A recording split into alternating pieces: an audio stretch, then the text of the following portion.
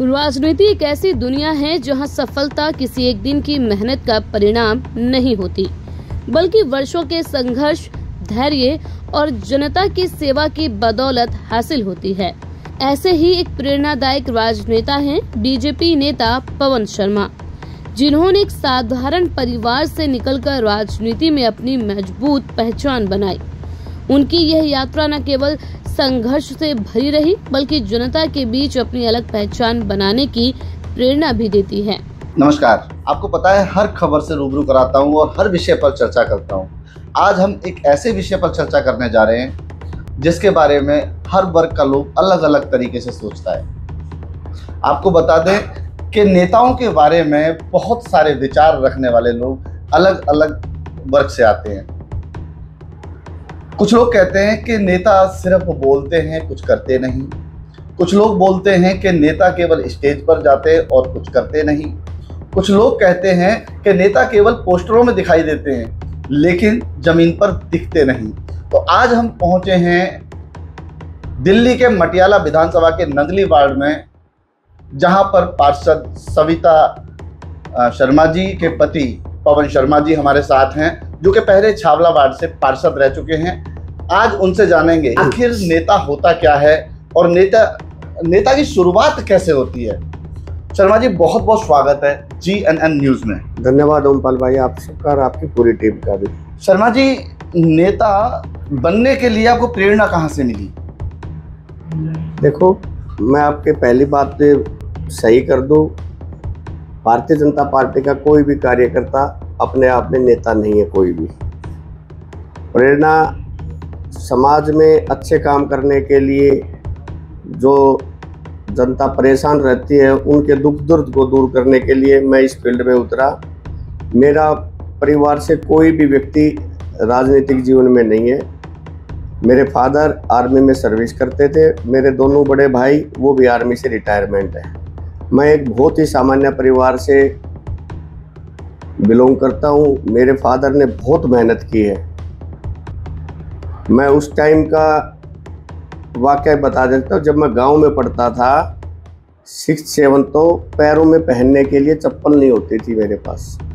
मैं ऐसे गरीब परिवार से, ऐसे सामान्य परिवार से उठकर सिर्फ ईमानदारी के दम पर मेरे फादर ने आर्मी में जॉब करते हुए यहाँ पर अपना छोटा सा व्यापार भी शुरू किया श्याम विहार में।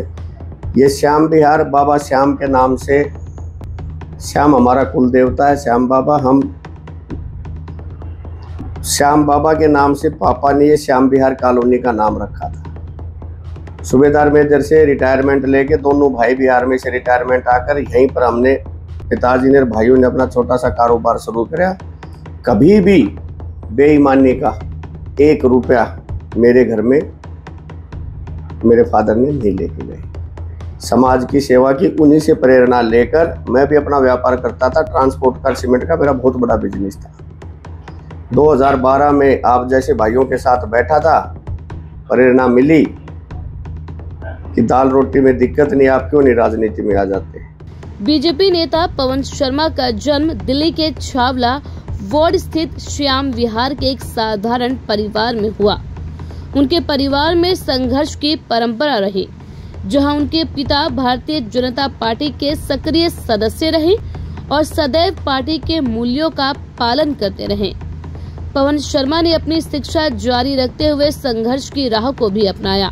इस दौरान उनके बड़े भाई बिल्डिंग मटेरियल और प्रॉपर्टी के व्यवसाय से जुड़ गए, जिससे परिवार को आर्थिक संबल मिला। पवन शर्मा का बचपन बेहद साधारण परिस्थितियों में बीता।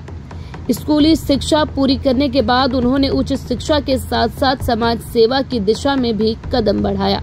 किशोरावस्था से ही वे संघ के कार्यक्रमों में भाग लेने लगे और RSS के अनुशासन व विचारधारा से प्रभावित होते हुए यही कारण था कि उन्होंने भारतीय जनता पार्टी की विचारधारा को अपनाने का फैसला किया। मैं राजनीति की ABCD भी नहीं जानता था। 2012 में बहुत सारे भाई और समाज के लोग आए कि आप चुनाव लड़िए। मैं भारतीय जनता पार्टी को शुरू से पसंद करता था। माननीय विजेंद्र गुप्ता जी दिल्ली प्रदेश के अध्यक्ष थे। मैंने टिकट मांगी, उन्होंने बोला आप बहुत लेट हो गए, पुराने कार्यकर्ताओं को पार्टी टिकट देगी, आपने पार्टी अभी ज्वाइन करी है। चलो, सबके समाज के सभी प्रबुद्ध लोगों के कहने से हमने चुनाव लड़ा। मात्र 150-200 के मार्जिन से मैं 2012 का चुनाव रह गया। उसके बाद समाज सेवा में रुचि बढ़ती गई, लोगों के दुख सुख में साथ रहा, जो भी उनकी समस्याएं होती थी मैं उनको दूर करता था, उनका लगाव बढ़ता गया। उसी को देखते हुए 2017 में भारतीय जनता पार्टी ने मुझे टिकट दिया छावला वार्ड से। सभी लोग कहते थे कि आप छावला से चुनाव मत लड़िए, छावला बहुत टफ है, क्योंकि छावला गांव से आज तक कोई जीता ही नहीं है।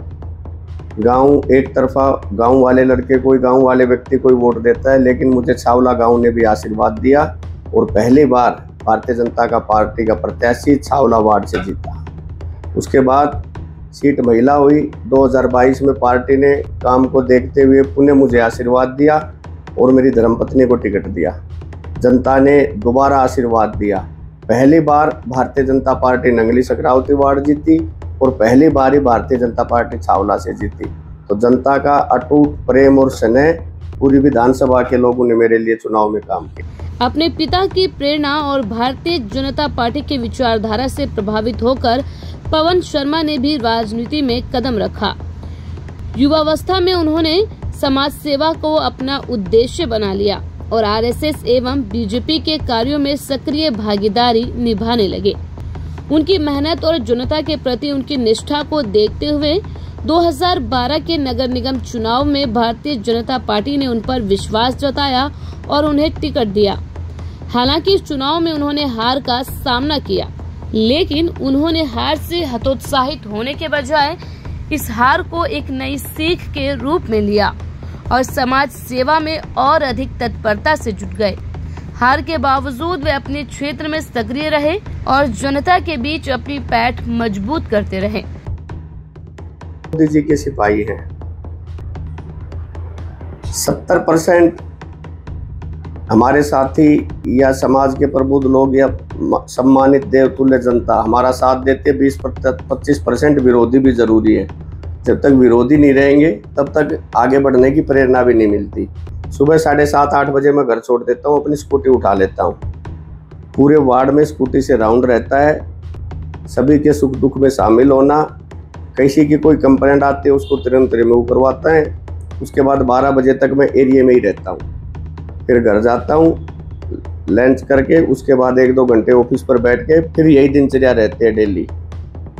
24/7 जनता के लिए हम समर्पित हैं। आप मेरे 8 साल के इतिहास में 17 से 25 तक के में कोई भी जनता का नागरिक, हमारी देवतुल्य जनता, मातृ शक्ति, पिता तुल्य बुजुर्ग और साथी ये नहीं कह सकता कि हमने पवन शर्मा को फ़ोन किया था और उन्होंने फ़ोन पिक नहीं किया। अगर मैं पिक नहीं कर पाऊंगा तो आधे घंटे 1 घंटे में मैं उनको कॉल बैक जरूर करता हूँ। इस पर सारी पॉजिटिव एनर्जी लेकर हम फील्ड में उतरते हैं। नेगेटिव एनर्जी अगर कभी इस्तेमाल भी करनी पड़ती है तो वो अपने घर में ही कर लेते हैं।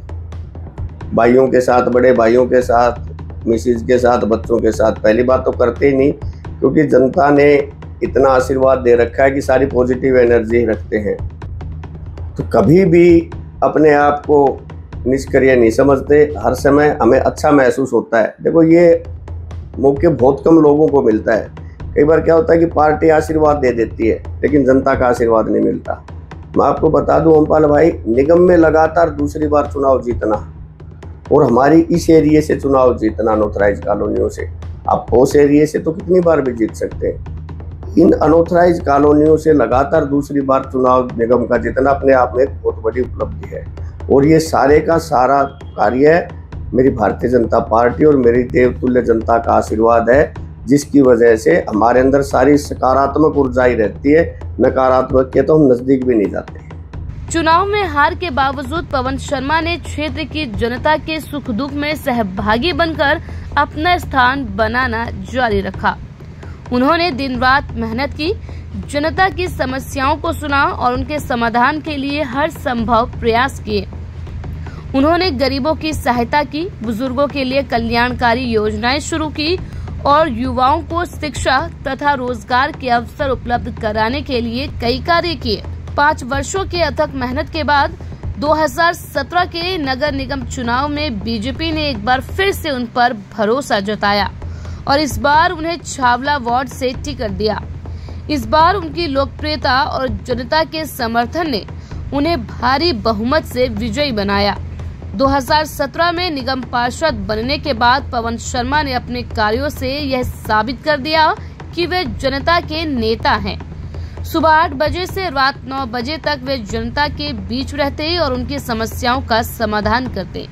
उनकी लोकप्रियता और कार्यों को देखते हुए उन्हें दिल्ली नगर निगम के उप महापौर का पद भी दिया गया। इस पद पर रहते हुए उन्होंने कई विकास कार्यों को आगे बढ़ाया और जनता के लिए अपनी प्रतिबद्धता को सिद्ध किया। उन्होंने क्षेत्र में सड़कों, जल निकासी और स्वच्छता से जुड़े कार्यों को प्राथमिकता दी।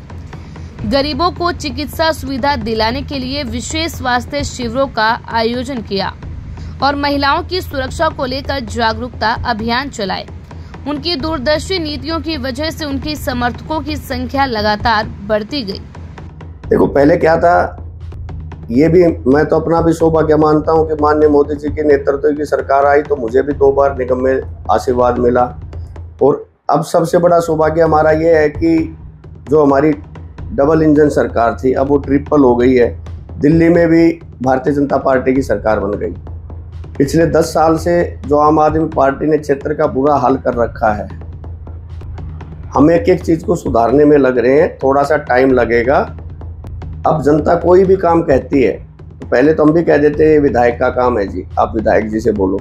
विधायक जनता को मिलता नहीं था, वो घूम फिर के फिर हमारे पास आती थी, हमें ही कहती थी आप ही करवाओ। हम प्रयास करते थे, 10 काम होते थे तो 1-2 उनके करवाते भी थे अधिकारियों से बात करके। लेकिन अभी 100 के 100% काम हमारे हैं, चाहे वो विधायक जी का काम हो, माननीय सांसद जी का काम हो या निगम का काम हो। वो व्यक्ति अगर किसी की भी कंप्लेंट है तो किसी भी एक प्लेटफार्म पर चला जाए, वो माननीय सांसद जी के पास चला जाए, माननीय विधायक जी के पास चला जाए या हमारे पास आ जाए, हम उसको दूसरी जगह नहीं भेजते। चाहे वो विधायक का काम हो, सांसद का काम, हम एक ही प्लेटफॉर्म पर उसको पूरा कर देते हैं जिसको फोन करना होता है। अब यहाँ जितने भी लोग आते हैं वो किसी का भी काम लेकर आए। हम ये नहीं कहते कि ये एमएलए का काम है, ये सांसद जी, क्योंकि तीनों कड़ी एक कर रखी है। अधिकारियों से बात करके या माननीय सांसद जी से बात करके उस काम को हम यहीं खत्म कर देते हैं। तो आने वाले 1 साल में आपको पूरी दिल्ली में और विशेष रूप से मटियाला विधानसभा में बदलाव नजर आएगा। मैंने आपको एक बात पहले भी कही, नेता वो होते हैं जो 2-4 असिस्टेंट रखते हैं, वो फोन उठाएगा, फिर वो उठाएगा, फिर वो नेता तक मैसेज करेगा। आपने देखा होगा लगभग 4-5 साल से तो आपसे भी मेरी अच्छी बातचीत है। मेरे दोनों फोन मैं ही रखता हूँ, मैं कोई असिस्टेंट नहीं रखता। वही दिनचर्या है मेरी। गाड़ी भी खुद ड्राइव कर रहा हूँ, 1 महीने से ड्राइवर भी छुट्टी पर गया हुआ है। किसी को भी साथ नहीं रखता, नहीं तो 5-6 लड़के गाड़ी में बैठे रहते हैं, नेता की गाड़ी अलग चलती है। वो सिस्टम अपना नहीं है जी, हम तो वही हैं जो पहले थे, वही नॉर्मल। 2022 के नगर निगम चुनाव में दिल्ली वार्डों का पुनर्गठन किया गया और कुल सीटों की संख्या 272 से घटाकर 250 कर दी गई। कई वार्डों को महिलाओं के लिए आरक्षित कर दिया गया, जिसमें नंगली सकावती वार्ड भी शामिल था, जहां से पवन शर्मा चुनाव लड़ना चाहते थे। इस परिस्थिति को देखते हुए उन्होंने अपनी धर्मपत्नी सविता पवन शर्मा को बीजेपी उम्मीदवार के रूप में खड़ा किया। पवन शर्मा की लोकप्रियता और जनता में उनकी मजबूत पकड़ के चलते सविता शर्मा को भारी बहुमत से जीत मिली और वे निगम पार्षद बनी। सविता पवन शर्मा ने अपने कार्यकाल के दौरान क्षेत्र के विकास कार्यों को प्राथमिकता दी और महिलाओं की सुरक्षा तथा शिक्षा पर विशेष ध्यान दिया। उन्होंने स्थानीय प्रशासन के साथ मिलकर कई नई योजनाओं को लागू किया, जिससे क्षेत्र का विकास सुनिश्चित किया जा सके। देखिए, हमारे पास लगभग 300 के आसपास तो सफाई कर्मचारी है मेरे वार्ड में। जब मैं पहले छावला से था तब 170-72 के आसपास थी, और वार्ड बहुत बड़ा है। उसके अलावा बहुत सारे डिपार्टमेंट है, सैनिटेशन डिपार्टमेंट है, मेंटेनेंस डिपार्टमेंट है, हॉर्टिकल्चर के हैं। इन सभी डिपार्टमेंटों से टाई अप करके सभी के काम करवाने पड़ते हैं। तो सबके साथ ही अब तो हमारे पास दिल्ली सरकार वाले भी डिपार्टमेंट है, डीडीए वाले भी हैं। तो सांसद जी ने एक बार मीटिंग बुला के सभी अधिकारियों को ये कह दिए थे कि हमारा कोई भी आदमी कार्यकर्ता, चाहे कोई जनप्रतिनिधि आपको फोन करता है तो आप ये मान लेना मेरा ही फोन है। और वो काम तुरंत प्रभाव से होना चाहिए। तो हम सबसे टाई अप करके धीरे धीरे सारे सिस्टम को ठीक कर रहे हैं। एक कारोबारी में और एक नेता में कितना फर्क मानते हैं? कारोबारी तो अपने व्यापार के लिए दिन रात मेहनत करता है और नेता अपने समाज और अपने क्षेत्र को आगे बढ़ाने के लिए मेहनत करता है कि अगर समाज अच्छे काम करेगा अपने क्षेत्र में तो समाज में एक मैसेज अच्छा जाएगा। मैं तो एक कारोबारी से अच्छा एक अच्छे नेता को अच्छा मानता हूँ। वो अपने क्षेत्र को कितना ज़्यादा डेवलप कर सकता है जिससे उसको भगवान से भी आशीर्वाद मिलता है और देवतुल्य जनता से भी आशीर्वाद मिलता है। सविता शर्मा के निगम पार्षद बनने के बाद पवन शर्मा समाज सेवा में पूरी तरह से सक्रिय हैं। वे क्षेत्र के विकास कार्यों में लगातार लगे हुए हैं और जनता की भलाई के लिए नए नए प्रोजेक्ट्स पर काम कर रहे हैं। उनका मानना है कि ईश्वर ने उन्हें समाज की सेवा के लिए चुना है और वे जीवन भर इसी लक्ष्य के लिए काम करते रहेंगे। वे बीजेपी और अपने वरिष्ठ नेताओं के प्रति आभार व्यक्त करते हैं जिन्होंने उन्हें समाज सेवा का अवसर दिया। पवन शर्मा की योजना है कि वे आने वाले वर्षों में अपने क्षेत्र के युवाओं को स्वावलंबी बनाने के लिए रोजगार प्रशिक्षण केंद्र स्थापित करें। साथ ही वे शिक्षा और स्वास्थ्य के क्षेत्र में भी सुधार के लिए कई नई योजनाओं को लागू करने की योजना बना रहे हैं। बीजेपी नेता पवन शर्मा की कहानी न केवल राजनीतिक यात्रा है बल्कि ये संघर्ष, समर्पण और जनता के प्रति निष्ठा का भी उदाहरण है। एक साधारण परिवार से निकलकर जनता के बीच अपनी पहचान बनाते हुए निगम पार्षद और उप महापौर तक का सफर तय करना किसी भी युवा के लिए प्रेरणा का स्रोत हो सकता है। वे ये साबित करते हैं कि अगर इरादे मजबूत हों और सेवा का भाव हो तो किसी भी लक्ष्य को हासिल किया जा सकता है। राजनीति में सफलता केवल चुनाव जीतने तक सीमित नहीं होती बल्कि जनता की भलाई के लिए किए गए कार्य ही किसी नेता की असली पहचान बनाते हैं। पवन शर्मा का संघर्ष और सेवा का जज्बा यही दर्शाता है कि सच्ची राजनीति वही है जो समाज के हित में काम करे।